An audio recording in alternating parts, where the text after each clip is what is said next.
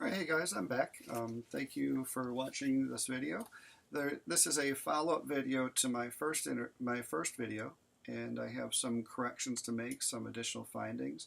I was able to speak with the Honorable Mayor Athas, and he was able to provide some very valuable information regarding how these lights are set up, and how there were some major flaws in the way this is all handled.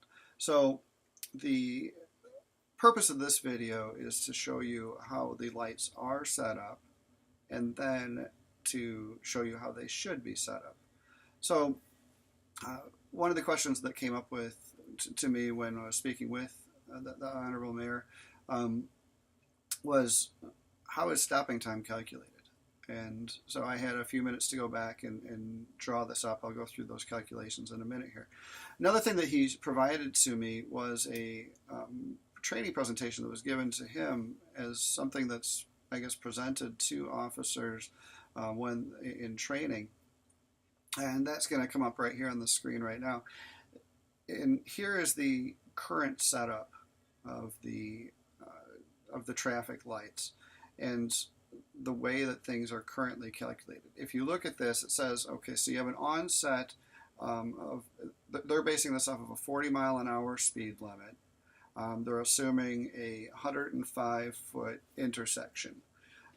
So what they're showing is a red light clearance interval of 1.79 seconds, which is consistent with the chart over here. If you pull up the red light interval, so that would be from the time what that red light change interval is supposed to be is the time from which the light turns red until the cross traffic light turns green.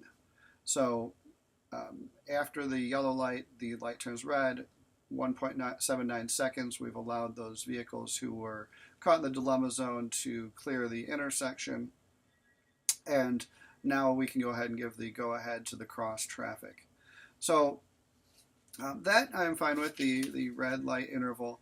Where the problem is that yellow light. If you look at this presentation, it says that there is a 3.94 second yellow light proposed. Yet at the bottom of the presentation, you'll see that it's a 6.88 second stopping time. So it's clear that it would take 6.88 seconds or more. And so why the city wouldn't, or why the designer wouldn't allow a driver sufficient notice to stop is beyond me. I mean, even if you look at the 3.94 seconds plus the 1.79 seconds, that still doesn't even add up to the 6.88 seconds. It would be the duty of the owner of the light to provide a notice that would be sufficient for a vehicle to stop timely. So that yellow light, according to this presentation, should actually be 6.88 seconds of yellow. The way I put it, let's imagine, based on this number, that I reach the point of no return at 6.88 seconds. So now I'm headed towards, let's say, a wall at 40 miles an hour, and it will take me 6.88 seconds to stop. Well, let's just say that I go ahead and cross that point of no return. So now let's say that I'm at 6 seconds from hitting that wall. I no longer have the ability to go back on that decision to hit the wall. Wall being, I'm saying the stop bar there that represents the white line. So let's say that I'm 6 seconds away and I've crossed the point of no return, because that point of no return was back at 6.88 seconds according to this, which I'll actually go into in a minute here is incorrect, the 6.88 seconds. But so now say that I'm 6 seconds away and the light turns yellow. Well, 3.94 seconds later, the light will turn red. I will still not have had any opportunity to go back on that decision. I crossed that point where I made that decision. There was no going back, 6.88 seconds. So now another 2 seconds or a little over 2 seconds, the light will be red and I will go through that intersection. So now when I enter the intersection, the red light clearance interval has actually run because the red light clearance interval is actually 1.79 seconds. So, so like I say, the yellow light changed when I was to red when I was 2.06 seconds away from the white line. Now the red light clearance interval changes when I am, a few hundredths of a second away from the white line. I still have no choice but to go through. I'm past the point of no return.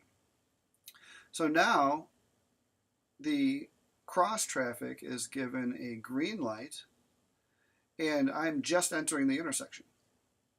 So now I proceed through the intersection. I will be in that intersection for roughly 2 seconds after the cross traffic has already been provided a green light.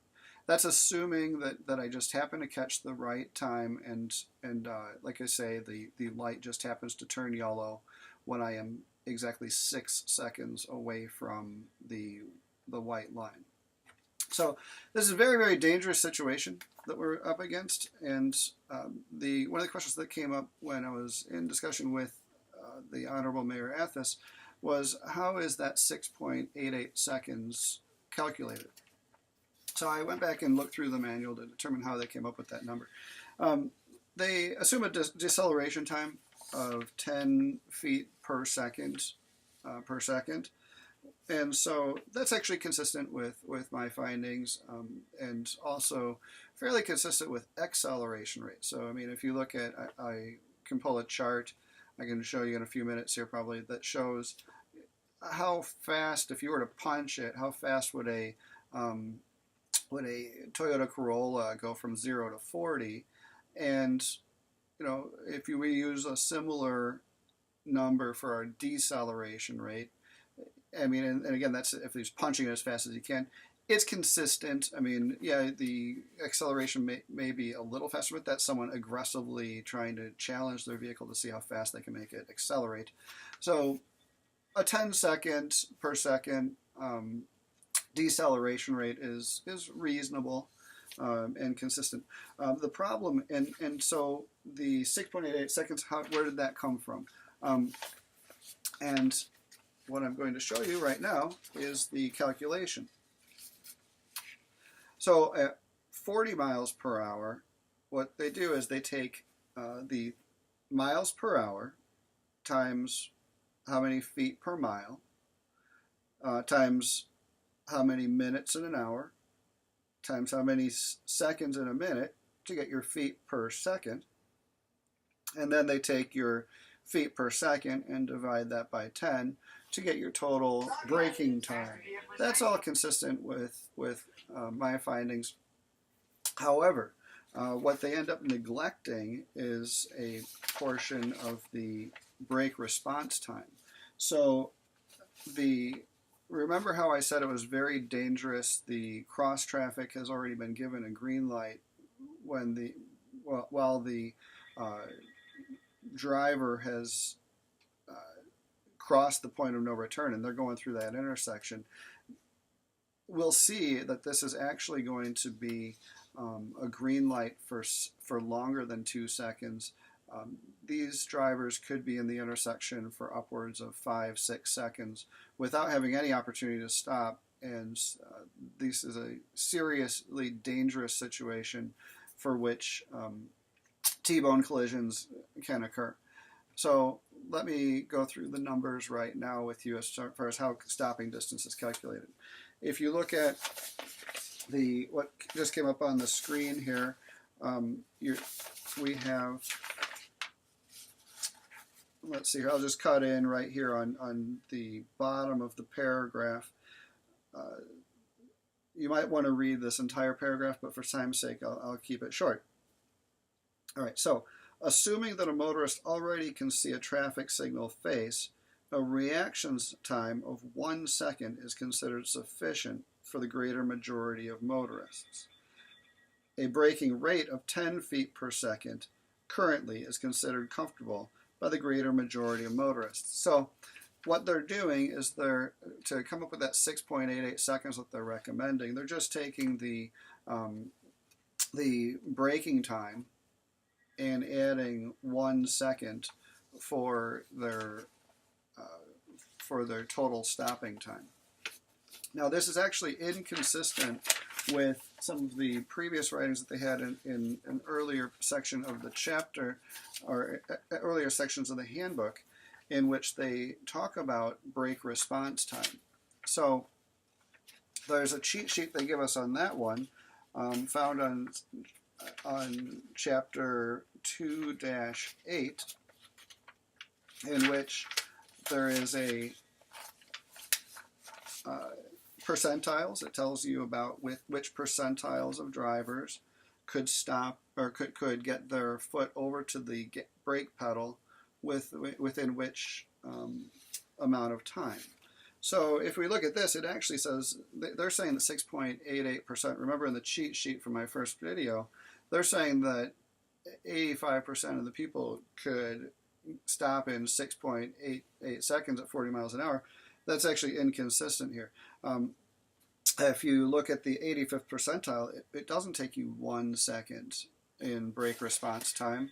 It takes you 2.3 seconds in brake response time.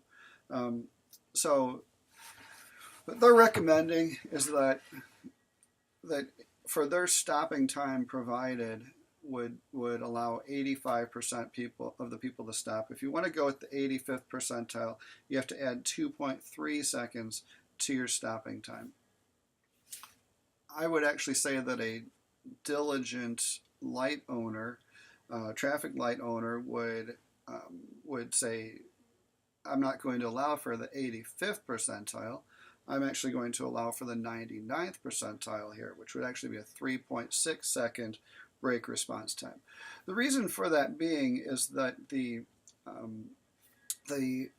lower percentiles don't necessarily mean irresponsible drivers. So if you're allowing 15% of your people to get caught in a trap that puts them in a T-bone, in danger of a T-bone collision, that's being irresponsible as a traffic signal owner.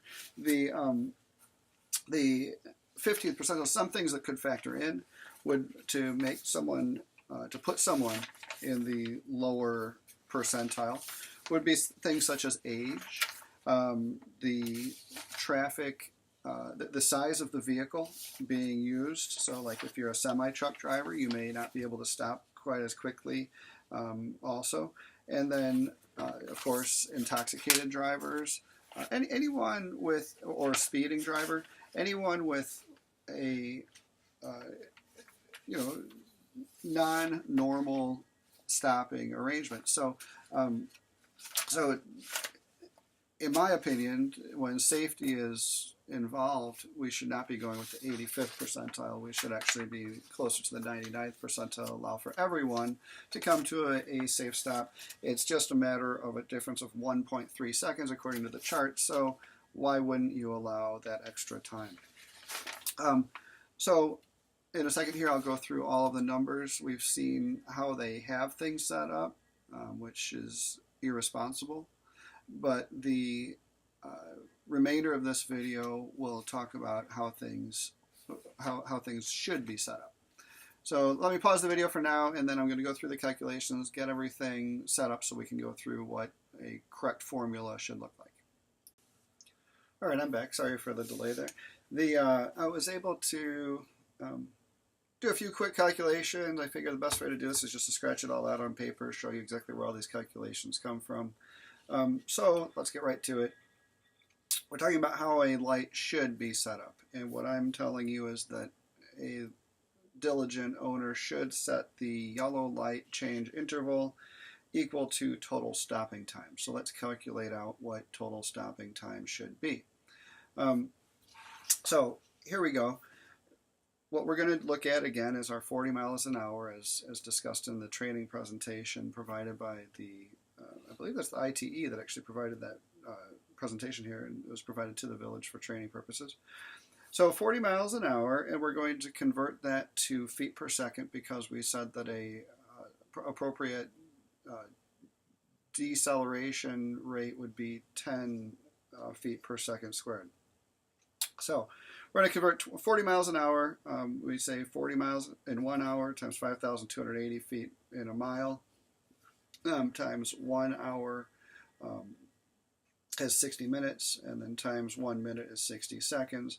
That gives us a total braking time, or a conversion of miles an hour to 58.6 feet per second. So a 40 mile an hour driver is traveling at 58.6 feet per second. So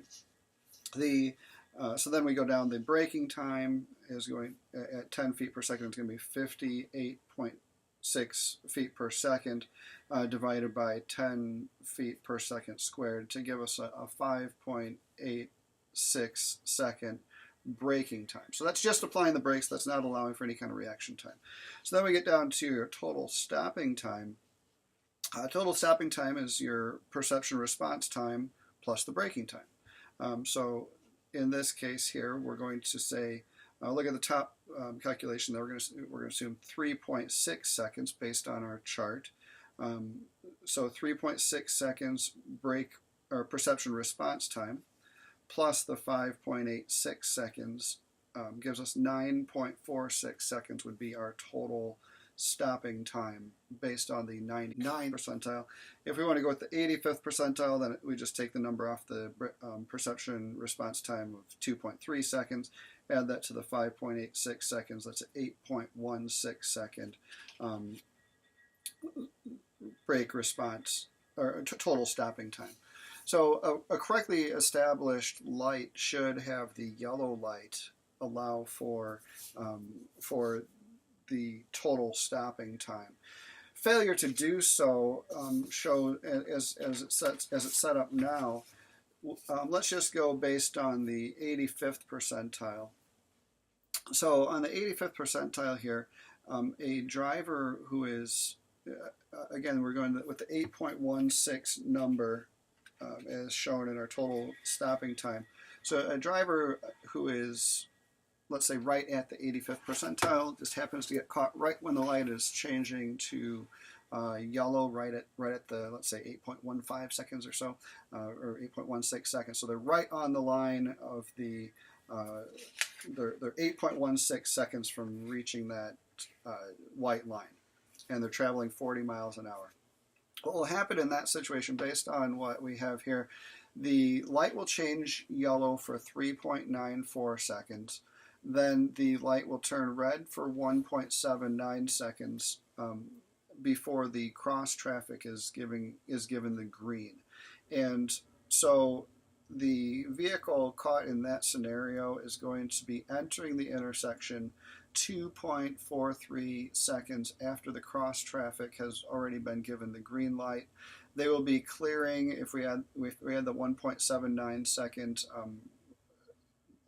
red clearance interval, they'll be clearing the intersection 4.22 seconds after the cross traffic already has a green light. That's on the current situation. That's the current calculation based on the current setup of these lights, assuming a 3.94 second yellow light as given in the presentation. Also, we have drivers in the 99th percentile. If we look at that calculation based on what we just looked at, the light would be changing, the cross traffic would be getting a green light 3.73 seconds prior to the vehicle crossing the white line. The vehicle, again, add on that red light clearance interval. They'll be exiting the intersection 5.52 seconds after the cross traffic has already been given the green light. So if you ever have been sitting at a light and you see someone, your light turns green and you see someone just barrel through, and you say, "Hey, jerk! Why don't you slow down?" Well, what you're actually looking at is this exact scenario. The traffic lights are established incorrectly, and they need to be changed. So, bottom line, what I'm really asking for in this whole presentation here is that, well, the Department of Transportation, the ITE, they need to be notified. We need to get them to correct this error. And let's see, let me just jot down, I jotted down a simple conclusion. Due diligence on behalf of the owner of the light would require adequate notice to be given to a driver. That yellow light is the notification that is the duty of the owner to provide to the vehicle operator to notify them of an impending red light.